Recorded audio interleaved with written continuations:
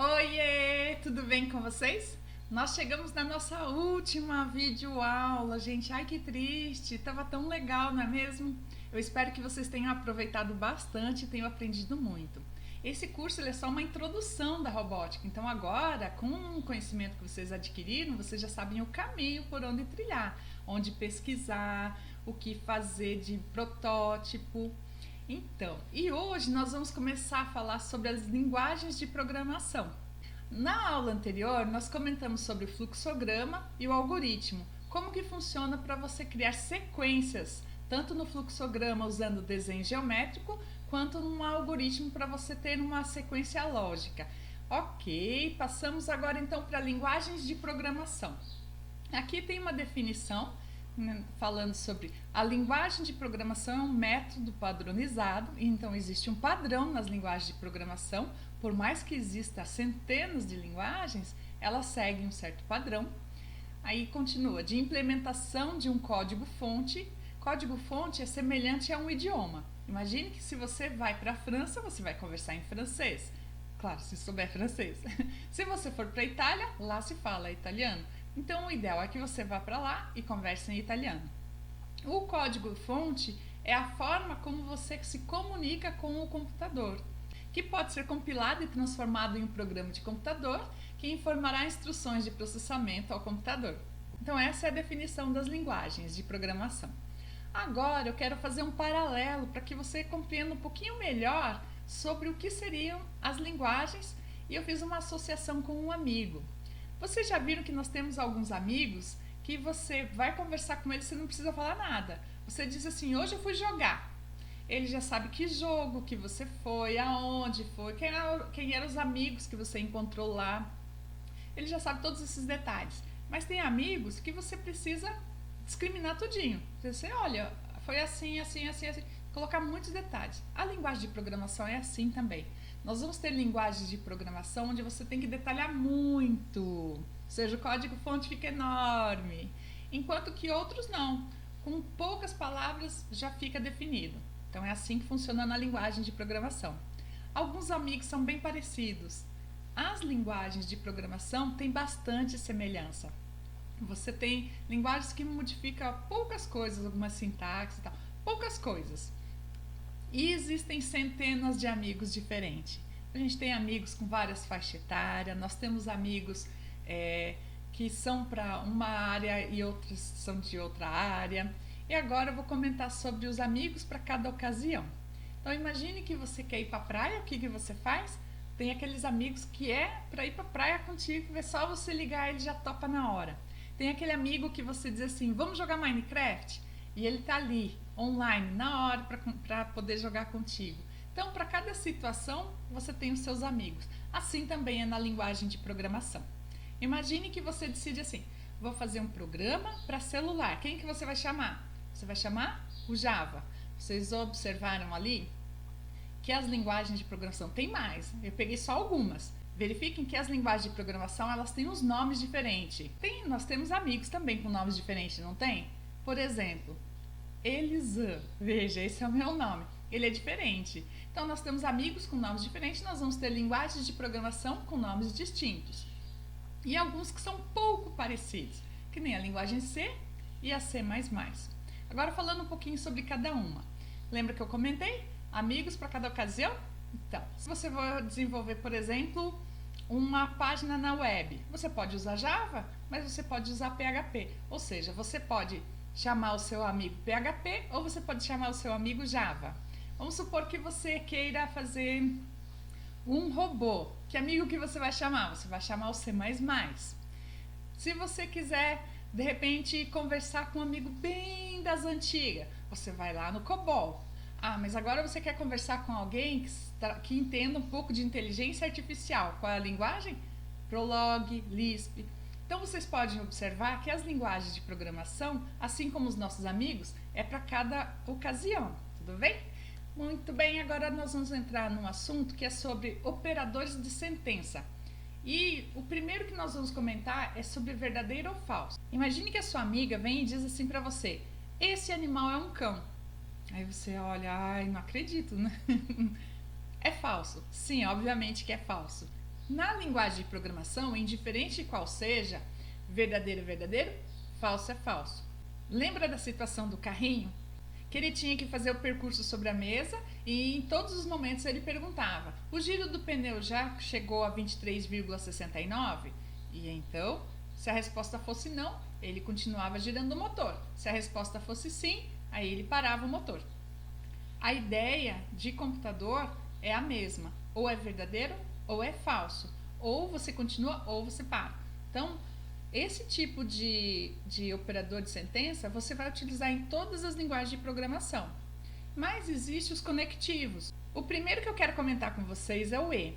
E eu vou fazer novamente uma associação com uma amizade. Então aqui, ó, imagine que a sua amiga venha para você e diga: se eu chegar antes do meio-dia hoje, vamos almoçar juntas? Aí o que você responde? Se eu não tiver almoçado ainda, né? Ou seja, a condição que ela deu é: como ao meio-dia, pode ser que ela já tenha ficado com fome antes e tenha almoçado. Então, o que eu vou fazer? Eu vou conectar essas duas frases. Então, eu coloquei a letra E. Isso você já aprendeu lá em português. Então, se a sua amiga chegar antes do meio-dia e você ainda não estiver almoçado, então, aquela vírgula está dando uma condição. Então, vocês vão almoçar juntas. Agora, o que eu vou fazer? Eu vou separar essas sentenças, vou separar cada frase dessa, tá bom? E vamos ver o que vai acontecer. Eu coloquei uma letrinha para simbolizar ela, para não precisar escrever ela completa. Então, se a sua amiga chegar antes do meio-dia, eu coloquei A. Você ainda não estiver almoçado, coloquei B. E vocês vão almoçar juntas, C, tá? Só para não precisar escrever a frase completa. Observando então ali embaixo. Eu já tinha definido as letras para cada sentença, então a A e o conectivo E, quer dizer que ele está juntando as frases. E o B, ele tem que dar a condição qual? C, muito bem. Então agora vamos verificar se ela é verdadeiro ou falso. Se A for verdadeiro, ou seja, se a sua amiga chegar antes do almoço, antes do meio-dia, você ainda não estiver almoçado, ou seja, se isso também for verdadeiro, você ainda não estiver almoçado, automaticamente vocês vão almoçar juntas. E isso deu uma condição verdadeira. Mas agora vamos fazer diferente. Sua amiga não chegou antes do almoço, não chegou ao meio-dia, mas você ainda não tinha almoçado. Vocês duas vão almoçar juntas? Não, ela não chegou, então é falso. Agora, de novo, a sua amiga conseguiu chegar ao meio-dia, ela foi pontual, mas você já tinha almoçado. O que acontece? O resultado disso, vocês não vão almoçar juntas. Viram que esse conectivo E, ele definiu o seguinte: se um deles for falso, automaticamente vai ser tudo falso, tá? Agora vamos para o outro conectivo, que é o OU. Agora vamos mudar totalmente o diálogo, tá? Você e a sua amiga. Sua amiga chegar para você e dizer assim, ó: hoje eu vou almoçar às 13 horas no restaurante da Bia, vamos? Ai, você pensa e diz assim, ó: se eu ainda não tiver almoçado, do contrário, você pode almoçar. Você já está liberando a sua amiga, está dizendo assim, olha, já que você vai lá almoçar, eu não tenho certeza, mas se eu não chegar até a 1, você já pode almoçar. Ou seja, a sua amiga pode ou não almoçar contigo, ok? Então, como que eu montei essa frase? Coloquei agora assim, ó: sua amiga vai almoçar às 13. Se você ainda não estiver almoçado, letra B, a amiga vai almoçar, ou seja, de qualquer forma ela vai almoçar. Então, quando eu coloco aqui, ó, sua amiga vai almoçar às 13, eu digo que isso é verdade, e você, se você ainda não tiver almoçado, isso também é uma verdade, automaticamente vai ser verdadeiro. Porém, se a sua amiga vai almoçar às 13 e você já almoçou, porque falou, não vou ficar esperando até 1 da tarde, o que acontece? A sua amiga não vai deixar de almoçar. Conclusão, a sua amiga vai almoçar. E assim vai acontecer ao contrário também. Tudo bem? Então, esse é o conectivo OU. Eu queria comentar um pouquinho com vocês, não sei se vocês perceberam, que a robótica está relacionada com várias áreas. O inglês é um exemplo. Na parte de programação, basicamente todos os comandos são em inglês. E o que nós vemos com isso? Que você precisa realmente dominar o inglês? Olha, de repente você não consegue desenvolver grandes diálogos em inglês, como conversar sobre comida, conversar sobre viagens, mas na parte de tecnologia é importantíssimo que você conheça pelo menos os comandos. Assim você vai ter um desenvolvimento melhor na parte de programação. Outra área que a gente utiliza muito é matemática. Então, de repente, você imagina assim, nossa, eu não sabia que para fazer um robô andar eu precisaria calcular e tal. E vocês puderam observar durante esse curso que usa bastante matemática. Outra, português. Vocês acabaram de ver os dois conectivos, e o. E assim você tem outros. E muitas frases em português são importantes não só para o desenvolvimento da parte de programação, mas até para você poder se explicar. De repente você tem um projeto bem interessante e você quer justificar isso, você quer apresentar esse projeto. Então o português é importantíssimo.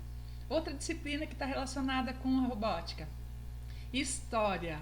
Você diz assim, mas história, professora? Muitos dos robôs já foram desenvolvidos.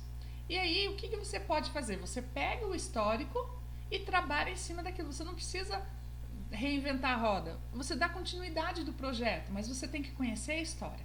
Eu vou dar um exemplo bem interessante. Vocês sabiam que o Leonardo da Vinci, ou seja, faz parte da nossa história, o Leonardo da Vinci, ele projetou vários mecanismos para futuros robôs. E vocês dizem, mas Leonardo da Vinci, pois é, ele não era só o pintor da Mona Lisa, ele foi um grande desenvolvedor dessa área de mecânica também. E ele era excelente matemático, além de tudo.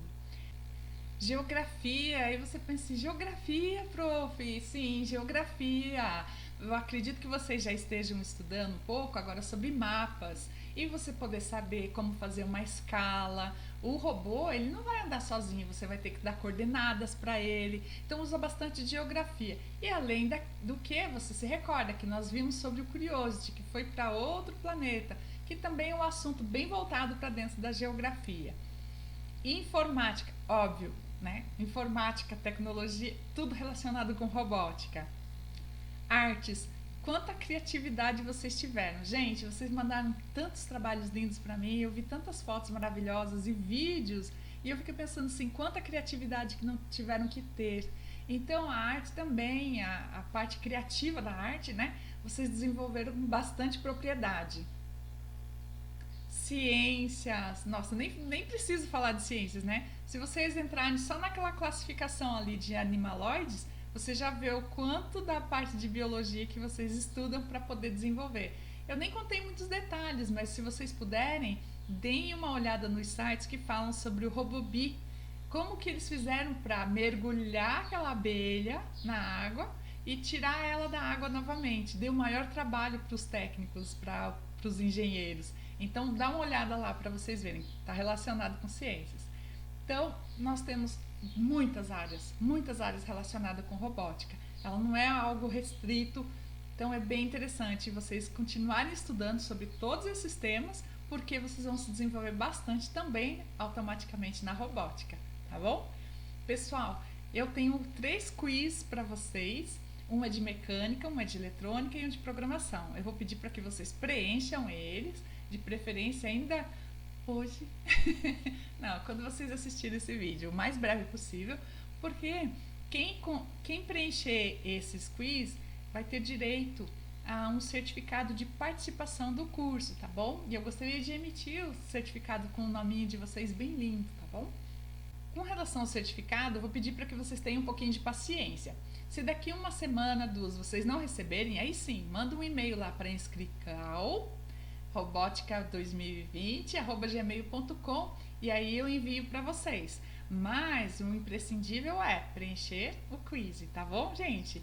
Olha, eu fiquei muito contente da companhia de vocês nesse curso. Obrigado pela participação, obrigado pelos comentários, pela atenção. Fiquem todos com Deus, um coraçãozinho para cada um de vocês. E em especial também para a professora Úrsula, que veio acompanhando todo esse projeto e me deu a maior força. Professora, coraçãozinhos para você também. Tchau, gente!